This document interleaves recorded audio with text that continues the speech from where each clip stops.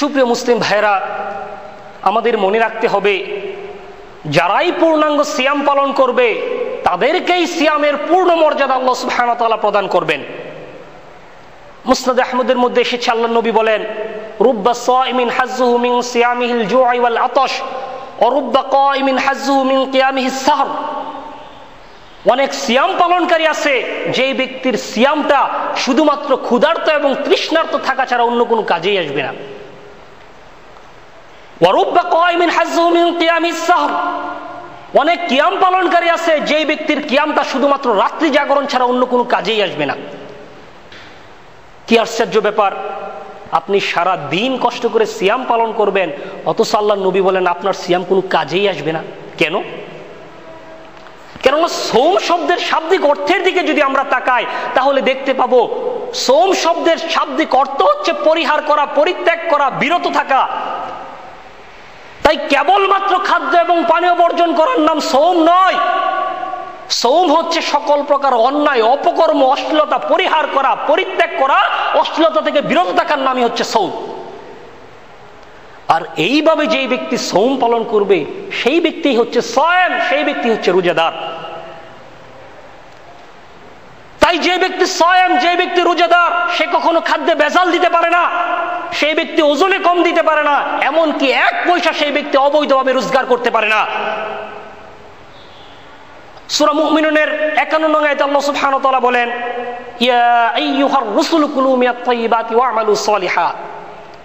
হে রাসূলগণ, কুলু মিনাত তাইয়্যিবাত, তোমরা পবিত্র বস্তু আহার করো, ওয়া'মালু সালিহাত, এবং নেক আমল করো। প্রথমে তোমরা পবিত্র বস্তু আহার করো, এরপর নেক আমল করো।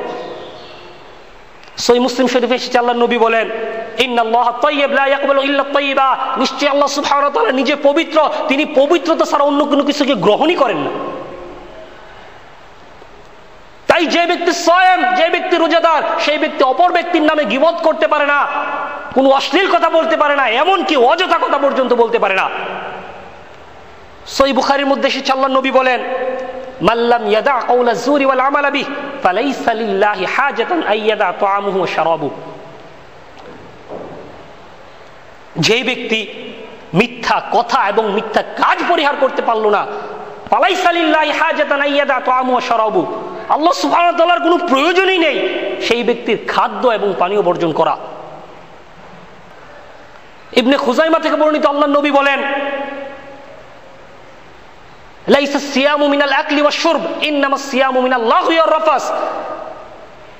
সিয়াম সেটার নাম নয় যে শুধুমাত্র খাদ্য এবং পানীয় বর্জন করা, ইন্নামাস সিয়ামু মিনাল লাগহি ওয়ার রাফাস, বরং সিয়াম হচ্ছে সকল প্রকার অনর্থক এবং অশ্লীল কথা এবং কাজ থেকে বিরত থাকা।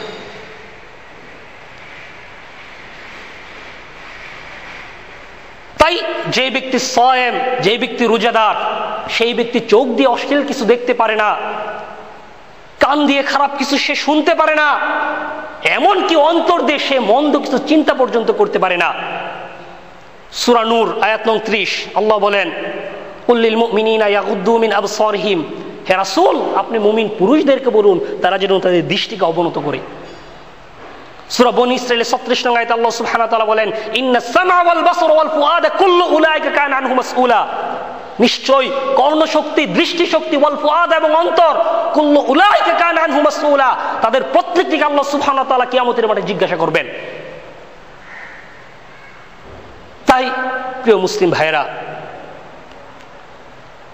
যারাই এইভাবে খাদ্য এবং পানীয় বর্জন করার পাশাপাশি সকল প্রকার অন্যায় অপকর্ম থেকে দূরে থাকবে সুবহে সাদিক থেকে সূর্যাস্ত পর্যন্ত, সেই ব্যক্তি হচ্ছে সায়েম, সেই ব্যক্তি হচ্ছে রোজাদার। আর তার সম্পর্কে আল্লাহ সুবহানাহু ওয়া তাআলা বলেন হাদিসে কুদসি, আসসুমু লি ওয়া আনা আজজি বিহি, রোজা হচ্ছে আমার জন্য এবং এর প্রতিদান আমি আল্লাহ সুবহানাহু ওয়া তাআলা নিজে প্রদান করব।